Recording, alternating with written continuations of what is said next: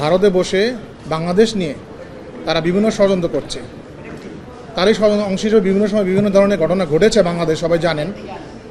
গতকাল সর্বশেষ যে রিপোর্টটা এসেছে নয়াদিগন্ত পত্রিকায়, এস আলম গ্রুপের চেয়ারম্যান সাইফুল আলমের সাথে অতীত সরকারের প্রধানমন্ত্রী ভারতে মিটিং হয়েছে।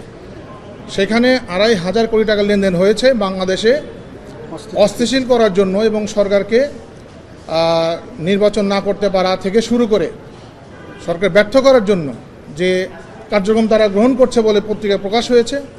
সেই পত্রিকাকে দৃষ্টি আকর্ষণ করে আমরা পররাষ্ট্র মন্ত্রণালয়ে আইনজীবীদের পক্ষ থেকে একটা চিঠি লিখেছি, আমরা একটা রিমান্ড জাস্টিস নোটিশ করেছি। সেখানে আমরা জানতে চেয়েছি ভারতে বসে শেখ হাসিনা এবং তার দলীয় লোকজন বিভিন্ন প্রোগ্রাম করছে, আমরা পত্রিকা দেখছি অফিস নিচ্ছে, এবং সর্বশেষ এস আলম গ্রুপের চেয়ারম্যান যিনি মিটিং করেছেন, এই সংক্রান্ত বিষয়ে আমাদের পররাষ্ট্র মন্ত্রণালয়ের কোনো জবাব আমরা পাইনি।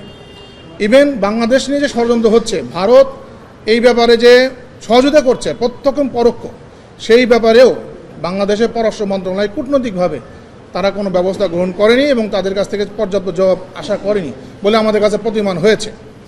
আমরা পররাষ্ট্র মন্ত্রণালয়কে জানতে চেয়েছি এই বিষয়ে যে আপনারা অতি সত্বর বাংলাদেশের ভারতীয় হাইকমিশনকে ডেকে এবং কূটনৈতিক মহলে ভারত কেন আমাদের বাংলাদেশের অভ্যন্তরীণ বিষয়ে হস্তক্ষেপ করার জন্য শেখ হাসিনা সহ অন্যান্য নেতৃত্বকে আশ্রয় দিয়েছে, কোন আইন বলে আশ্রয় দিয়েছে, এবং তারা কেন বাংলাদেশের বিরুদ্ধে যে কার্যক্রম করছে সেটাকে তারা সহজে কেন করছে, সেই বিষয় জন্য তারা জানতে চায়। সেই বিষয়টির জন্য আমরা নোটিশ করেছি।